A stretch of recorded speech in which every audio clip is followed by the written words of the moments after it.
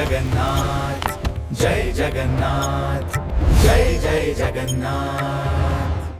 જય દ્વારકાધીશ। ભગવાનની વાતોમાં તમારું સ્વાગત છે। આગળના વિડીયોમાં આપણે જાણ્યું ભગવાનના મંદિરના 4 દ્વારની મહિમા જાણી હતી। તો આજે આપણે ભગવાનના મંદિરની સીડીનો મહિમા વિશે આપણે સત્સંગ કરવાના છીએ। તો બોલો જય જગન્નાથ જય દ્વારકાધીશ।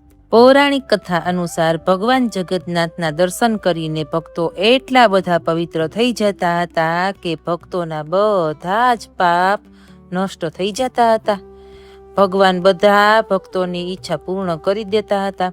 તે જોઈને યમરાજા વ્યાકુળ થવા લાગ્યા। યમરાજાને ચિંતા થવા લાગી કે જો આવી રીતે જગન્નાથ મંદિરમાં દર્શન કરીને દરેક વ્યક્તિ મુક્તિ મેળવી લેશે તો અનર્થ થઈ જશે। પૃથ્વી પર તો કોઈ બચશે જ નહીં અને યમલોક કઈ ખાલી થઈ જશે અને પાપ અને પુણ્યનો હિસાબ કોણ રાખશે।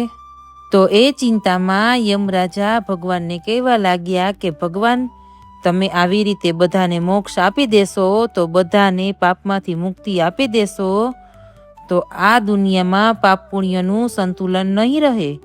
તમે મહેરબાની કરીને કોઈ રસ્તો બતાવો।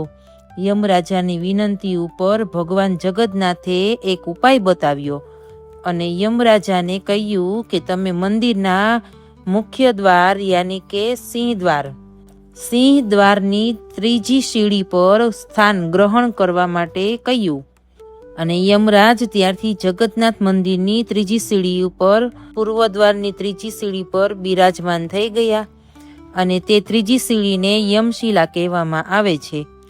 અને ભગવાને એ ત્રીજી સીડી ઉપર યમરાજાને શા માટે સ્થાન આપ્યું? જ્યારે ભક્તો મંદિરમાં પ્રવેશ કરે અને આ ત્રીજી સીડી યમશિલા પર પગ મૂકવો અશુભ માનવામાં આવે છે। માન્યતા છે કે આમ કરવાથી વ્યક્તિના પાપોનો નાશ થાય છે અને તે શુદ્ધ હૃદયથી ભગવાનના દર્શન કરે છે।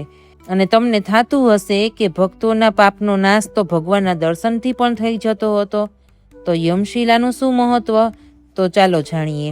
ભક્તો અંદર જતા ત્યારે પાપનો નાશ થઈ જતો હતો અને ભક્તો જ્યારે દર્શન કરીને બહારની તરફ પરત ફરતી વખતે માન્યતા છે કે જો તમે બહાર નીકળતી વખતે યમશિલા પર પગ મૂકશો તો ભગવાન જગન્નાથજીના દર્શનથી મેળવેલું બધું જ પુણ્ય નષ્ટ થઈ જશે। તે પુણ્ય તો નષ્ટ થઈ જશે પણ આગળ જે પુણ્ય તમે જમા કરેલું હોય તે પણ નષ્ટ થઈ જશે અને તે પુણ્ય યમરાજા પાસે ચાલ્યું જાય છે। ભક્તો દર્શન ના કર્યા બરાબર રહી જાય છે। આ જ કારણે ઘણા ભક્તો પુણ્ય બચાવવા માટે બહાર નીકળતી વખતે આ સીડી ઓળંગીને જવાને બદલે બીજા દરવાજેથી જવાનું પસંદ કરે છે। યમશિલા પાછળનો આધ્યાત્મિક અર્થ છે। યમશિલા માત્ર એક જીવન મૃત્યુના ચક્રનું પ્રતીક માનવામાં આવે છે। યમશિલા કર્મફળ આપનાર દેવતા છે એટલે તો યમશિલા પર પગ મૂકવો એ પોતાના કર્મનું સ્મરણ કરાવતું પ્રતીક છે। એટલે તો ઘણા ભક્તો અહીં માથું નમાવીને અથવા મંત્ર બોલીને આગળ વધે છે। ત્યાંના સ્થાનિક લોકો કહે છે કે ત્યાં યમશિલા પર પગ મૂક્યા વગર ભગવાનના દર્શન અધૂરા છે। તો આ હતી ભગવાન જગન્નાથ મંદિરની સીડીમાં યમશિલાની મહિમા। ત્યાં મંદિરમાં આ 22 સીડી પર બેસીને પૂર્વજોનું શ્રાદ્ધ અને તર્પણ કરવાનું પણ વિશેષ મહત્વ છે। લોકો અહીં પોતાના પિતૃઓના મોક્ષ માટે પ્રાર્થના કરે છે।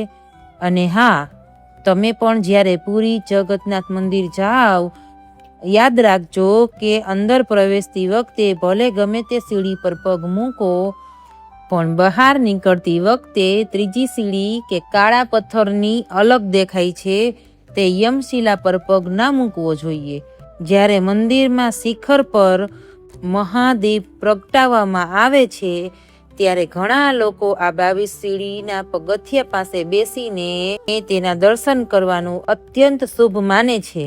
તો શું તમે ક્યારેય 22 સીડી પગથિયા ચડીને ભગવાન જગન્નાથના દર્શન કર્યા છે?